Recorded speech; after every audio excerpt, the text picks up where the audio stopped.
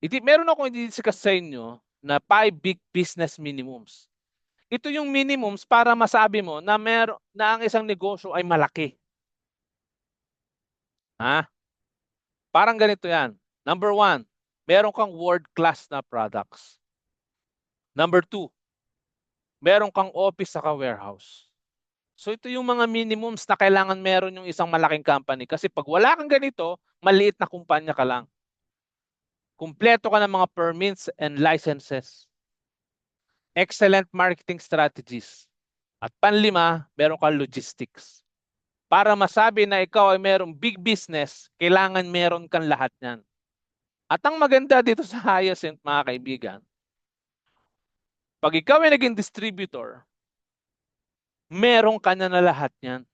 Ang product natin ay world-class product. Meron tayong office, meron tayong warehouse. Kompleto tayo ng lahat ng permits and licenses. Napakaganda ng ating marketing strategies at meron tayong logistic. O di ba? Ibig sabihin, yung pinasok mo na negosyo, big company ito. Akala mo lang maliit kasi wala kang store. Actually, hindi mo kailangan mag-store. Kasi ang ating structure ay dropshipping. Yun ang distribution natin. Hindi tayo traditional na, yes, in the near future, gagawin natin yon. Pero as of now, dito muna tayo sa dropshipping. Ngayon, yung isang malaking negosyo, may investment yan. Ang isang malaking negosyo, more or less 10 million ang investment niyan. Which is hindi ganyan kalaki ang capital dito sa Hyacinth. Yes, meron tayo. Pag ikaw ay distributor, at least 1,000 ang capital mo. Which is maliit pa lang, di ba? Kumpara mo sa 10 million. Alam mo yan, dalawang yan, itong 10 million na company na to, saka itong 1,000 pesos na company, parehas na big business yan. Kasi parehas silang merong minimums eh. Tandaan natin mga kaibigan, para masabi mo ng isang negosyo ay malaki o maliit, ang basehan dito yung kung magkano kinikita mo o yung potential na pwede mong kitain. Maaring kaya ka kukunti ang kinikita mo kasi hindi mo pa binibigay ang best mo. At yung mga strategy mo palpak. Ngayon, alam nyo ba na kahit wala kang ilabas dito sa ating negosyo, zero, magkakaroon ka pa rin ng big business.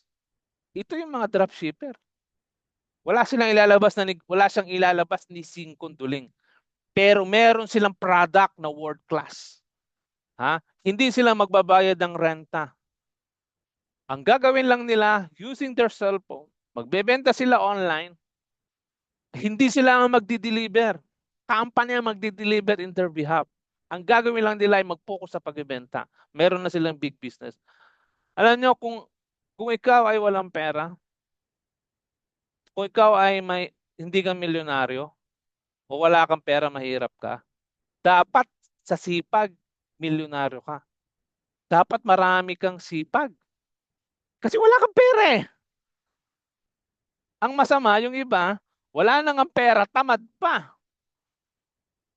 Alam mo, kung ikaw ay meron 10 million, may karapatan kang maging tamad. Kasi yung pera mo, pwede mong pagtrabahuhin in your behalf.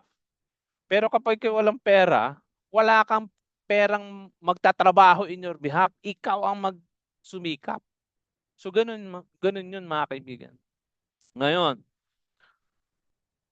alam nyo ba yan na yung 1,000, 5,000 o 50,000 na capital sa ating distributor, sa pagiging distributor sa Hyacinth? Actually, hindi pa rin siya investment.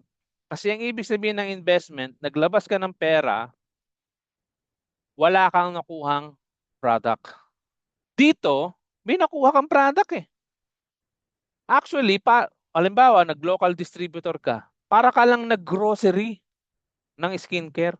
Di ba naliligo ka rin naman araw-araw? Di ba bumibili ka rin naman ng sabon?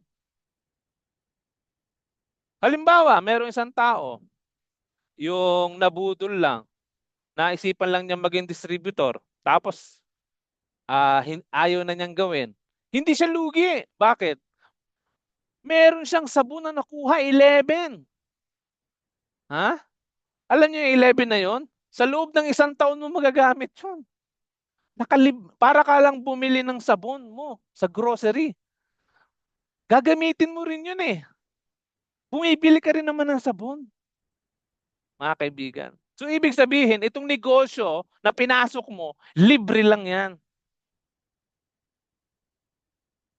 Kasi bumibili ka din naman ng sabon eh. O, sige, ganito, isipin mo. Di ba bumibili ka ng Safeguard? Bumili ka ng ng 10 pirasong Safeguard. More or less mga 1,000 din yun. Yung malaki O, ang tanong, after that, may negosyo ka ba? Wala ka negosyo kasi sabon lang yung binili mo. Dito sa atin, bumili ka na ng sabon na pampaligo mo, may negosyo ka pa. So gusto ko makita niyo yung point na yun eh. Kaya wala kang lugi dito mga kaibigan. Hindi ka lugi.